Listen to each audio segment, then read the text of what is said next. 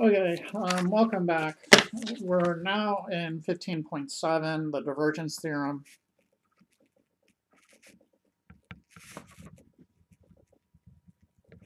Okay, if nothing else, you can think of this as just a higher dimensional version of the Green's theorem stuff that we saw earlier. Okay.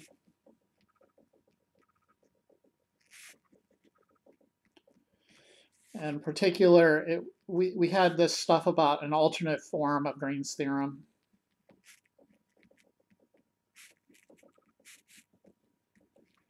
And originally, Green's theorem gave us a way of translating a closed curve about, an integral of vector field over some closed curve, and that would be equal to some sort of double integral. So you can do this transformation if you need to.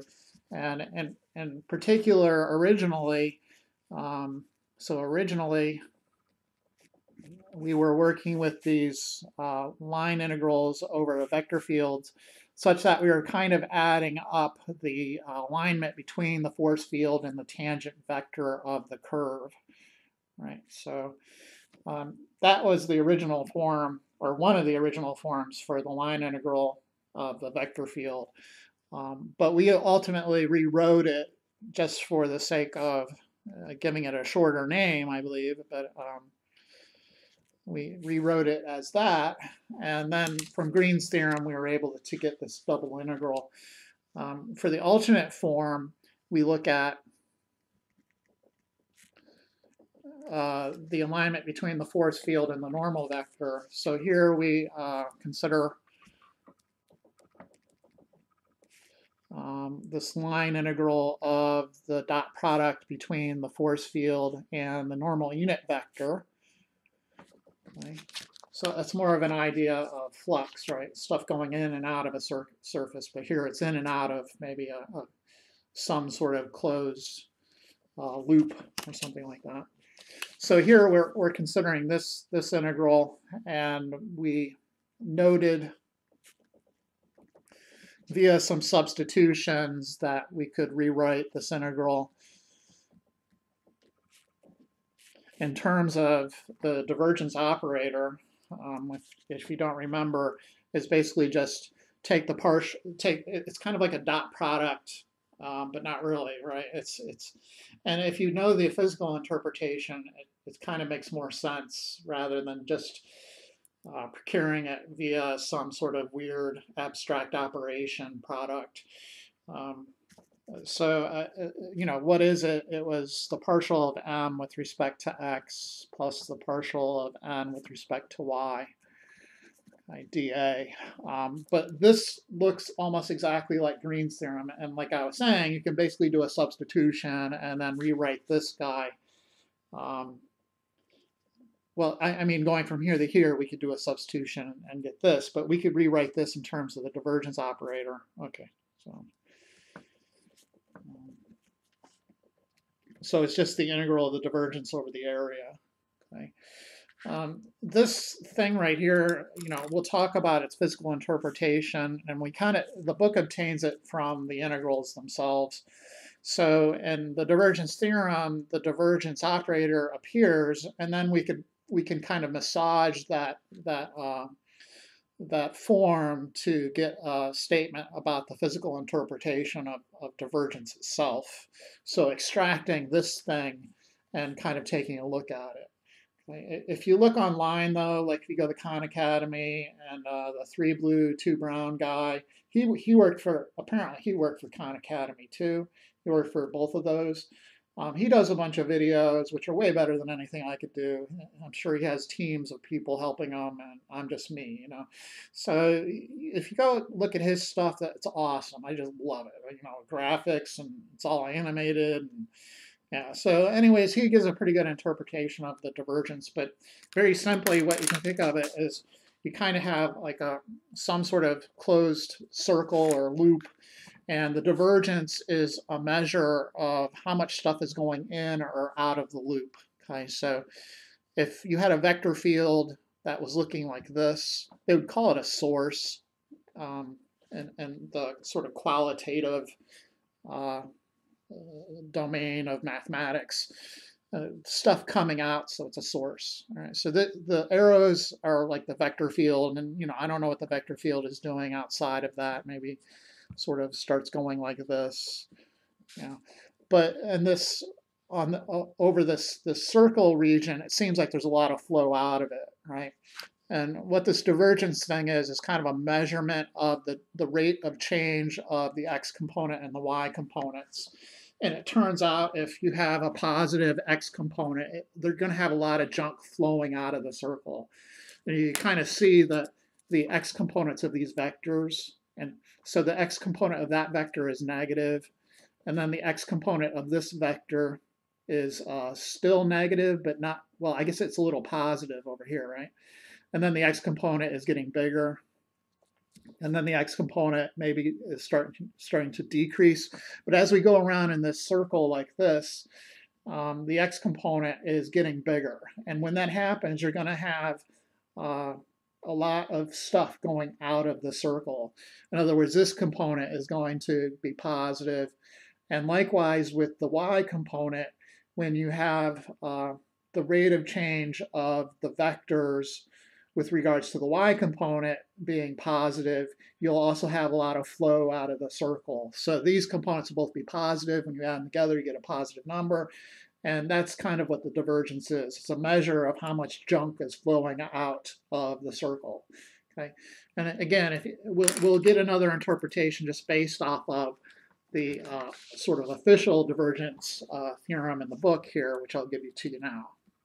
So the divergence theorem is going to say that basically this double integral over this surface of the dot product between the force vector and the unit normal vector is equal to the triple integral over the solid object of the divergence of F.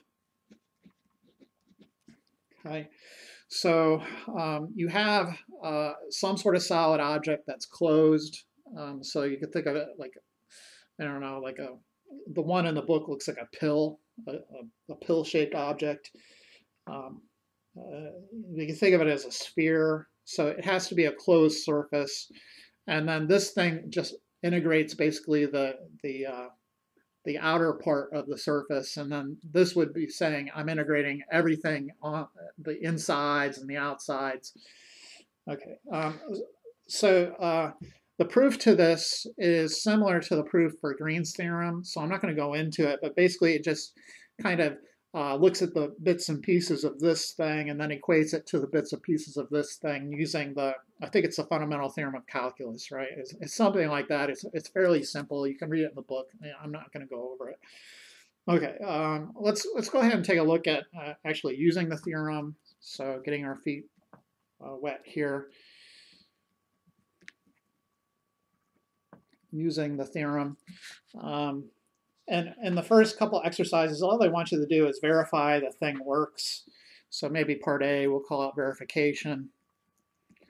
And this isn't a bad idea to go through some of these, maybe one or two, just so you get a firm footing as to what exactly this integral is and what exactly this integral is. Right, so let's just try number 5 here, verifying this theorem. We're integrating our force field is a vector field in space. So you imagine space filled with a bunch of little arrows representing the direction of fluid flow, or maybe just wind, something like that. So the force field we're dealing with in the book is in terms of x, y, and z. And we have xz, comma, y, zy, so yz, and then 2z squared. The surface of this object is the surface bounded by z equals 1 minus x squared minus y squared, which is one of our favorite objects apparently. It's elliptic paraboloid. Okay. One of those things. Okay. And so bounded above by this and bounded below by the xy plane, which is just z equals 0. Okay. Okay, so we want to do this integral in two ways. First, do the integral over the surface, and then secondly, we integrate over the actual object. And to go over the surface, firstly note that this object, for it to be closed, one side or one surface is just the parabolic ellipsoid. The other surface is the bottom, right, the xy plane. And we have to integrate over both of those to pull off this first integral. Okay? So you're going to have two different integrals. And at the same time, what they're doing is trying to sell you on the idea of this divergence theorem being a good thing. Okay? Being able to go from a surface integral to this integral over solid is going to make your life easier. Right? Okay, so let's try this. And of course, if you didn't notice, this integral is not something new. This integral over here is just your flux integral. Right? So if you were wondering, where have I seen that before, or if you didn't put it together, it's the flux integral. Okay. So anyways, let's go about doing this. We're going to need two integrals. Let's do the parabolic ellipsoid first. So I'll have a double integral over this, we'll just call it surface 1, of the dot product between the force field, and the force field is xz, zy, and 2z squared, dotted with the normal vector. In order to get my hands on the normal vector, I need a formula in terms of x, y, and z for the surface. So I need to rewrite my surface z as a function of x, y, and z. In other words, I'm going to set it equal to 0, right? So you're working with this thing, set it equal to 0, and call the result g of x, y, z. So it would be z plus x squared plus y squared minus 1.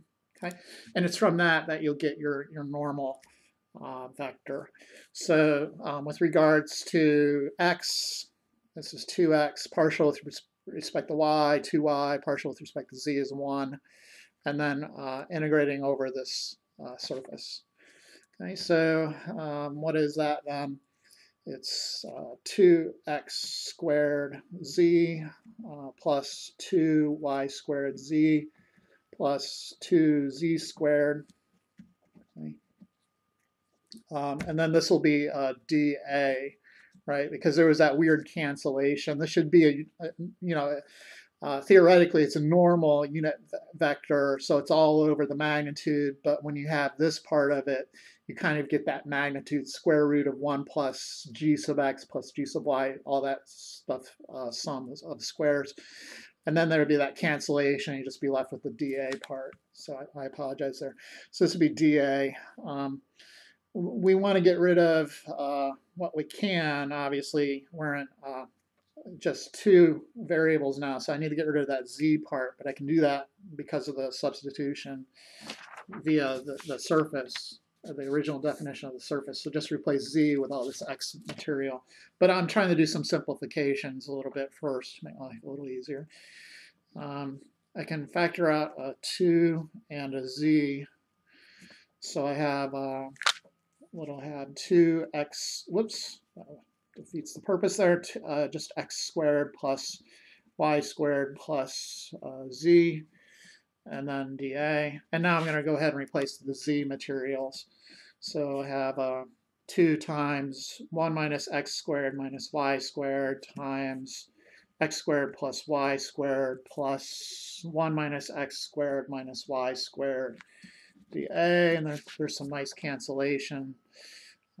You could totally factor that 2 out, but otherwise we're going to go polar, go to your polar coordinate system. What is this material? Well, clearly the x squares and that stuff cancels, just get a 1. So it's 2 times 1 minus x squared minus y squared. Going polar now, it'll be 2 times 1 minus r squared, and then we got r d theta.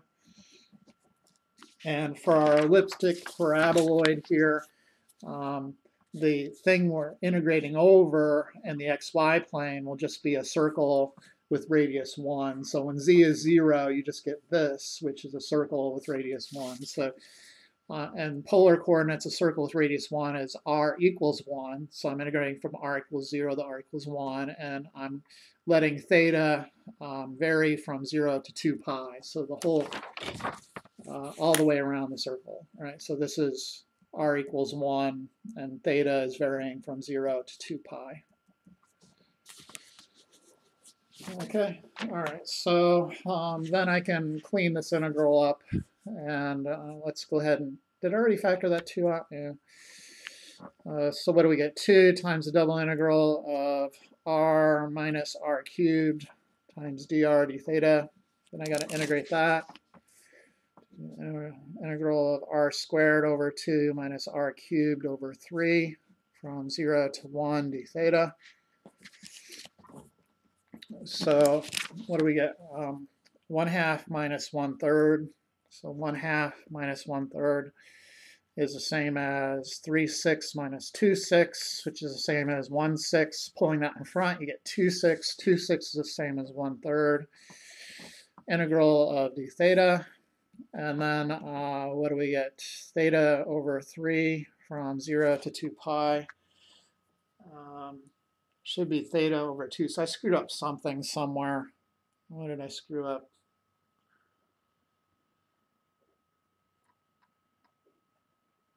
Squared over 2. Oh, this should be r to the 4th over 4. Sorry.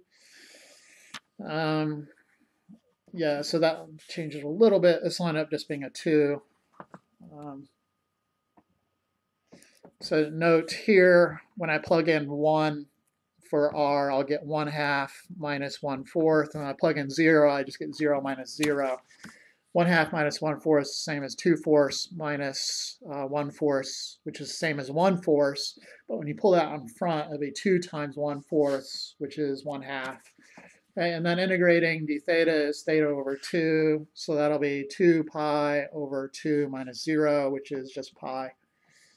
Okay, so that's the first surface. For the second surface then, which is the in the xy plane, I need a formula for that in terms of x, y, and z, right? So in terms of x, y, and z, the formula is just 0. So z equals 0, you know, it's going to be the formula, and we can do our substitutions here. In particular now, in terms of this, so it's kind of thinking of a parameterization of the vector field. This is just going to be 0, 0, 0, and then dotted with the normal for our, and you know what, I guess maybe it's not clear what this thing is. Z is 0 is the equation of the xy plane that I'm dealing with. Okay, so you know I'm not even quite clear in my own mind what this would be, so maybe don't even think of that. All we need to know is that z is equal to 0 is the second surface. Okay, so this is our second surface, and the unit normal vector, and we want the outward pointing normal vector. So in that case, it would be 0, 0, -1. Okay. So that's just from thinking about the surface in the xy plane, and the unit normal vector would be pointing directly downwards from the xy plane. And we know what its form should be. It should be 0, 0, -1. Right, so the vector field originally xz, zy, 2z squared, but if z is 0, this will be 0, 0, 0. So if you're wondering how I got this part, it's just from doing a substitution of z equals 0 into the vector field formula. Okay, so x times 0, y times 0, and 2 times 0 squared, 0, 0, 0. And then dotted with 0, 0, -1. The problem now just is the triple integral of 0, or the double integral of 0 ds, which of course is just going to give you 0. Okay? So the second surface we're not getting any additional information from, and if you add these two together, our answer is just pi. Okay? So, all right, so long story short, the first half, this part, the flux part of our divergence theorem this integral here in this first problem, number 5, is equal to pi. Okay? So we had to do two integrals, one for each surface. First, we integrated over this surface, and then we integrated over this circle in the xy plane. Okay.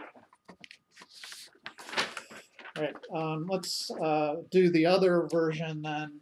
We should get the same answer, but it should hopefully be easier, right? So now we have a triple integral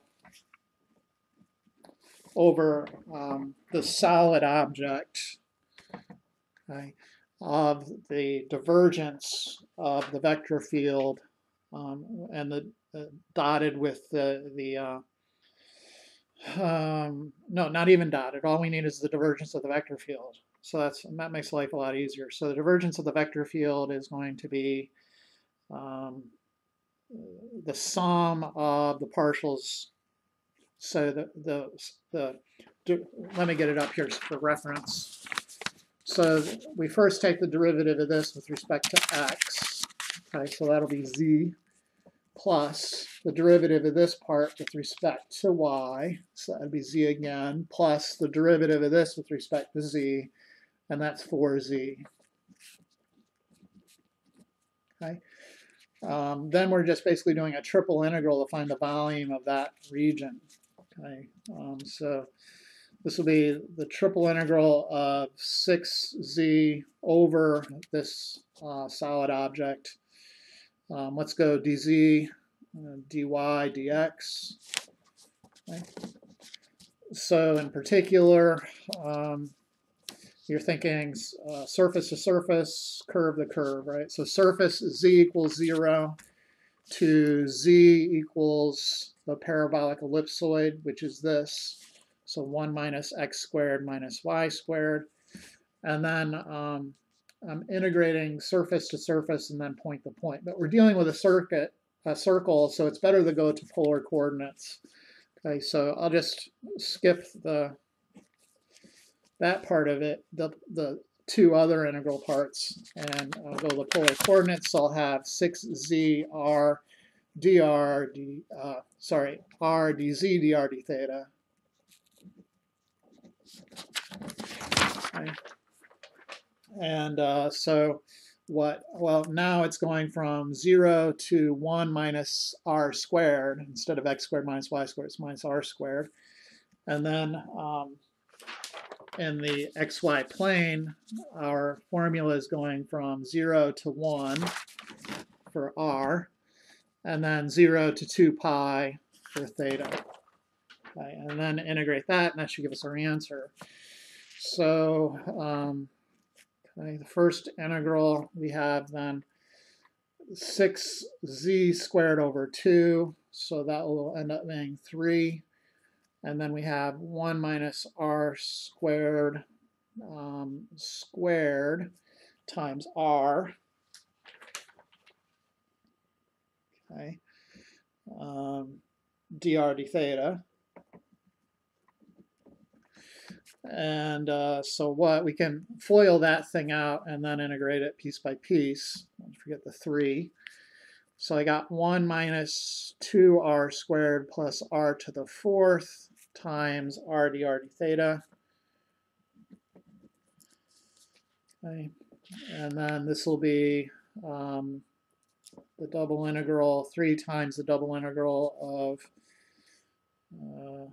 r minus 2r cubed plus r to the 5th dr d theta. And then that's equal to 3 times the integral now of r squared over 2 minus 2r to the 4th over 4, which will be r to the 4th over 2 plus r to the 6th over 6 from 0 to 1 d theta.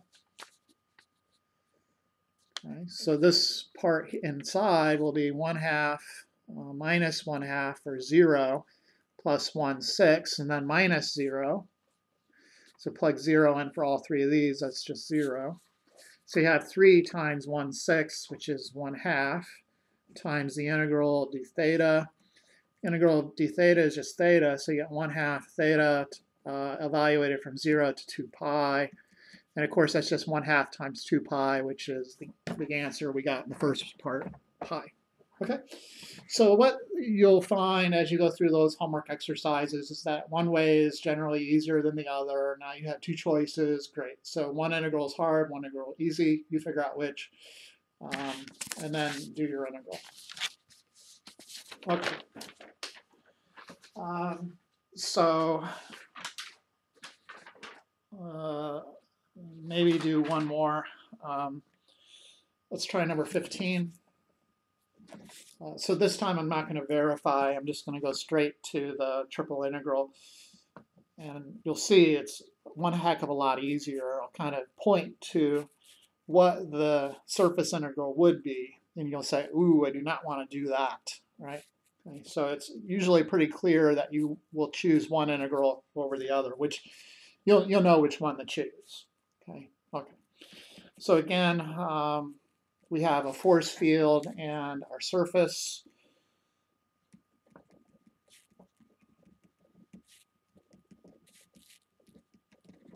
Okay.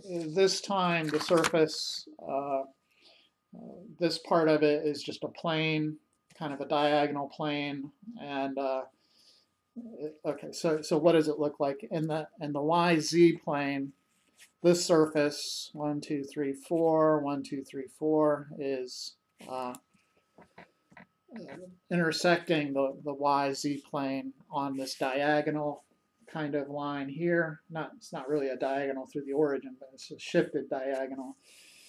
And then z equals 0 is just the y-axis, and y equals 0 is the z-axis. So it's kind of this triangle region in the YZ plane, and then we're letting x go from 0 to 6. So it's going to extend then into the XYZ space, 6 units, 1, 2, 3, 4, 5, 6. Okay, so maybe let's put this in a different color to kind of highlight that now we're in 3 dimensions.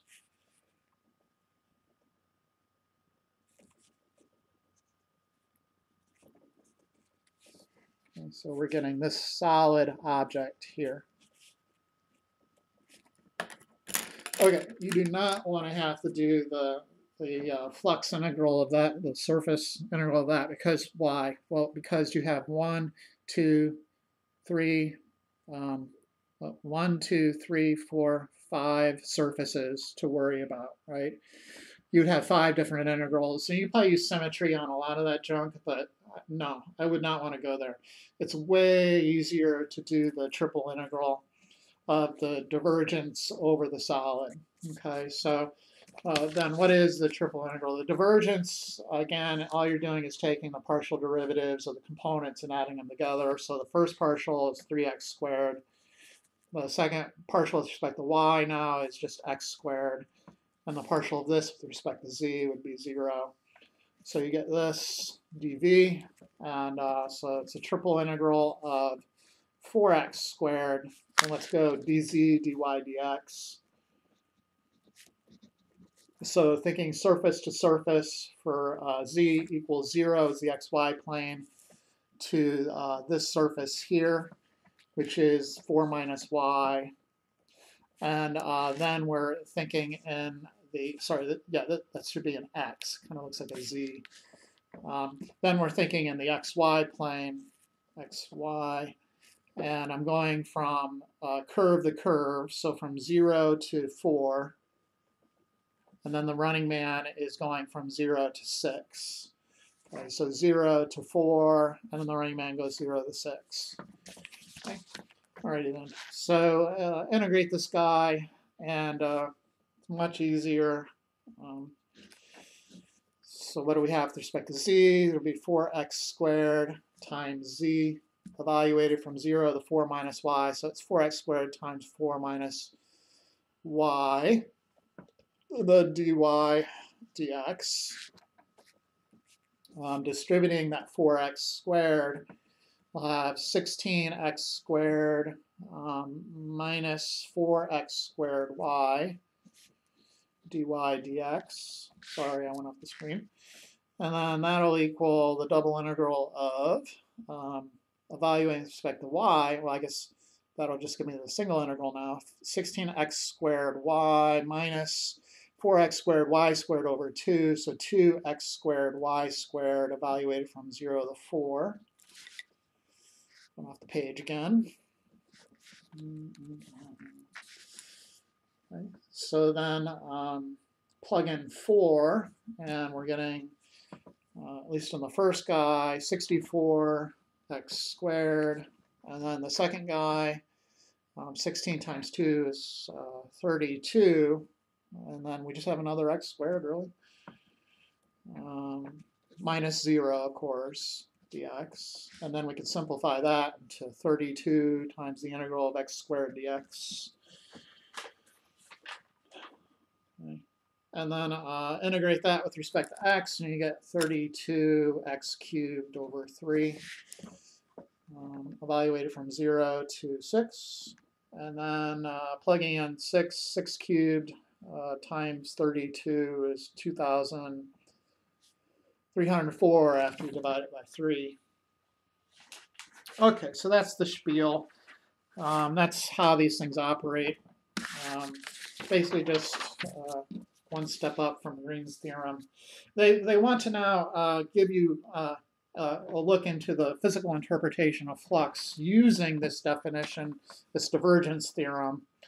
Okay, so in particular, we want to figure out what the heck divergence is. And it's sort of div of f form. Okay, so we know that the div of f is just the partial derivative of f. So let's say f is equal to fxyz is equal to m n p, or whatever variables you want. What is the divergence of this vector field? Well, that will just be the partial of m with respect to x plus the partial of n with respect to y plus the partial of p with respect to z. And what the heck is basically that thing there. All right. Okay, so what is it? What is the divergence at a point in this vector field going to represent? And it's a little harder because it's a space field. So if you look at the videos, usually they'll start in just a plane and then worry about that. So in a plane, if you have a vector field populated, so we're in the xy plane and we have this formula just in terms of x's and y's, and we have a bunch of vectors floating around here that can represent anything: fluid flow, wind, magnetic fields, anything you want. And the way the book is going to kind of get you there is to think of a circle in the plane and then let that plane get smaller and let the circle get smaller and smaller and smaller. And what the divergence will represent is the amount of flow out of that circle. Okay, and we're always thinking, and I think it's the counterclockwise direction here. Okay, okay, so how much is going out of a point? So in the qualitative analysis kind of form, they're thinking of a source and a sink. So if junk is flowing out of a point, they think of that as a source. So this would be a source at this point, and its divergence would be some positive value. And then if you have a sink, you have a lot of junk going into it. But there's other circumstances, right? So there's going to be cases where there's not just, it's not clear, right? There's going to be maybe stuff like this where you have vectors just going in one direction, but it'll still have a divergence value. Okay. Okay, and this is where those videos really pay off. If you go in there and look at the videos, they do a pretty good job of explaining this. The way they explain it is in terms of the partial derivatives of the components of the vector fields, and they note how the vectors change as you go around the circle counterclockwise. So the every vector has an x and y component. And the partial with respect to x is talking about how the x component of that vector changes as you go on a circle like this. And you kind of see that the x component is negative at first, and then it's like 0, and then it starts going positive over here. So what does that mean if you're going from a negative value, so say like -2, and then maybe the x component here is 0, and then the x component of this guy is 3, and then the x component of this guy is 5. That means the value of the x component is increasing. So the rate of change of that vector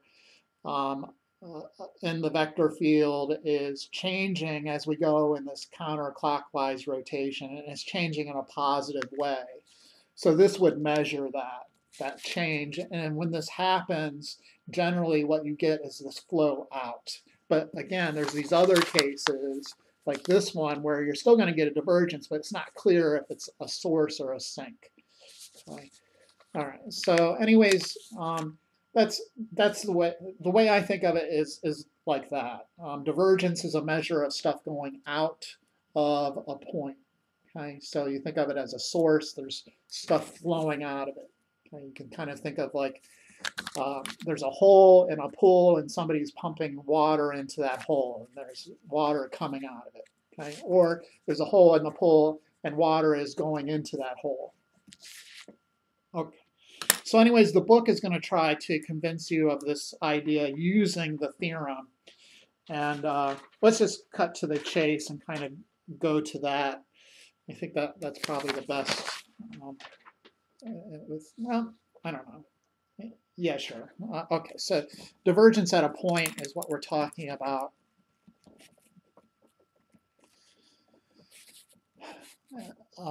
And the book, we defined divergence back in 15.1. We just said, here it is, there you go. But now we want an actual physical interpretation. So the divergence theorem is telling us that the flux integral, the flux of the vector field across of the vector field, and what we're going to do is just look at a small sphere in space. Okay, so the integral on the left, this double integral, would be the flux of the vector field across this sphere.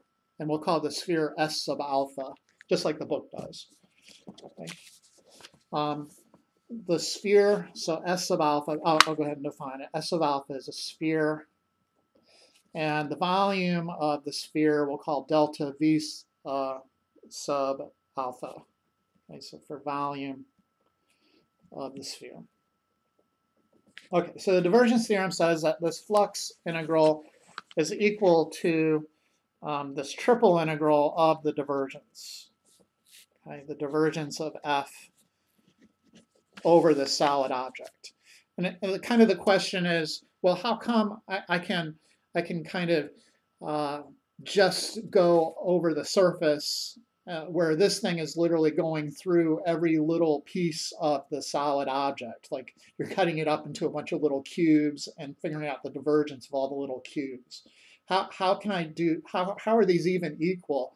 Well, in the two-dimensional version of this, and I hate to kind of get sidetracked on you, the two-dimensional version is a little easier to see. If you chop this region up into a bunch of little boxes, so the three-dimensional version, you're taking a solid object and chopping it up into a bunch of little cubes. In the two-dimensional version, you're taking this, and then you're kind of thinking about the divergence in each one of these little boxes. Okay, and the divergence theorem is saying that the outward flow and the inward flow of the boundary is equal to just taking the outward and inward flow of each one of the little boxes. Okay? And so why is that true? Well, you can go through the ugly details of it, or you can just kind of note that for the inside parts, if you have, for example, a vector flowing out of this inner rectangle into this other rectangle, when you sum up the X and Y parts of the flow out of this box, you'll have a positive here. But when you're summing up the X and Y flow out of this box here, you're going to get the negative from this. So there's going to be a cancellation when you sum up through all of these boxes. Again, the stuff that's flowing out maybe of this box will be added in as a positive, maybe 3 for this part, but in this it's going to be a -3 when you sum up in here. So everything inside of here is just going to kind of cancel everything else out, and all you're going to have to do is sum up the components of the vectors flowing in or out of the boundary. Okay, and then you go up into, this is the next dimension, so you're thinking instead of a boundary of a two-dimensional object, you're thinking of the surface of a three-dimensional object, and instead of thinking of a bunch of little boxes inside of this region, now you're thinking of a bunch of little cubes inside of a solid object. Okie dokie. So anyways, back to our sort of trying to follow along with what the book's doing with flux. What they're saying is that for a little sphere, if you just really zoom in really close inside the sphere, and there's nice continuous properties. So by continuous, I mean the functions that you're dealing with don't like go nuts on you. So if they're really continuous, there's not a lot of change in a small region. You know, you're not going to have something go from 0 to 1 billion really quick. It's not going to jump out at you. You know, no.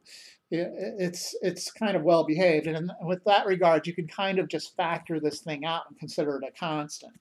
So you can factor the divergence out, think of it as a constant, and what you're left with is basically the volume of the sphere. This thing would just represent the volume. So these are approximations. It's approximately equal to the divergence at basically some point of times the volume of the sphere. Okay, and then you could solve for the divergence. Whoops, you could solve for the divergence, and you'll end up with a nice little formula. The divergence is equal to the triple integral. No, the double. Let's go to the flux integral. The flux integral of the vector field dotted with the normal unit vector over the surface divided by the volume of the sphere, and we're going to take the limit as the radius goes to 0. Okay, and that gives you the divergence at a point. So it's a bit like the definition for like density at a point, where you have something like rho equals the limit of as the change in volume goes to 0 of the change in mass over the change in volume. You know, you get all these kind of formulas in physics for point for descriptions at a point, and it's kind of the same idea here. But again, if you look in the videos, I think they do a better job of explaining it. At least give you a better intuitive understanding. So again, the way I think of divergence, it's flow of stuff outwards, okay, or flow inwards. Flow outwards should, I believe it corresponds to a positive divergence. Flow inwards would correspond to a negative divergence, I believe. Okay, okay, so flow out, flow in. That's kind of the way I believe you want to think of divergence. And then for curl in the next section, it's just going to be rotation. So instead of having normal vectors, you'll have tangent vectors. And you can imagine the force field kind of pushing on the boundary at each one of these points, and then forcing the boundary to move in a circular rotation like that. And then curl is a measurement of how circular of a rotation you're getting. Okay. Okay, so we'll do that in the next section. Hopefully some of that made sense. Hopefully some of that helped. It's getting to the point where I'm like, just go watch the Khan Academy videos. They do such a good job, you know. I don't know anymore. Okay, we'll see you in the next video.